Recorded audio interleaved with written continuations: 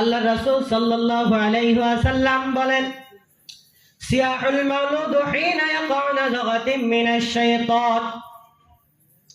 একজন সন্তান যখন ভূমিষ্ঠ হয়, তার মায়ের গর্ভ থেকে যখন দুনিয়ার আলোতে আসে, দুনিয়ার মুখ যখন সে চোখে দেখে, সর্বপ্রথম শয়তান তার কলবের উপর গুতা মারে।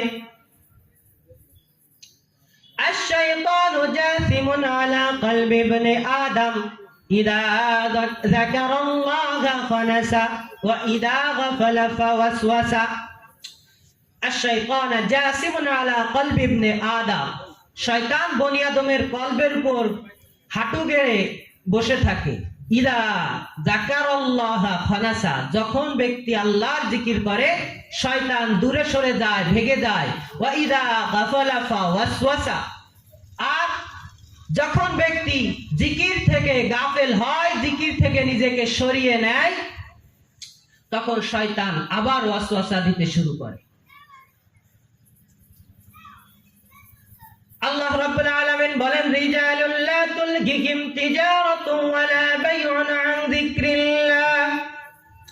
আমার কিছু পেয়ারা বান্দা, আমার কিছু প্রিয় বান্দা আছে, তারা এমন যাদের ব্যবসা বাণিজ্য চাকরি নকরি এমন কোন দুনিয়ার কাজ নাই যা তাকে আল্লাহর জিকির থেকে গাফেল করতে পারে। তাহলে আল্লাহ রাব্বুল আলামিনের প্রিয় এক শ্রেণীর বান্দা আছে যারা চলতে ফিরতে উঠতে বসতে খাইতে নাইতে ওযু বেযু পাক না পাক যে অবস্থায় থাক না কেন তারা জিকিরের উপর থাকে। আর এই জিকিরের উপর 24টা ঘন্টা সপ্তাহে মাসে বছরে যদি থাকতে হয়, তাহলে আমাকে আপনাকে কি করতে হবে? আল্লাহ রাব্বুল আলামিন বলেন, إذ ظلموا أنفسكم جاءوك فاستغفروا الله واستغفر لهم الرسول।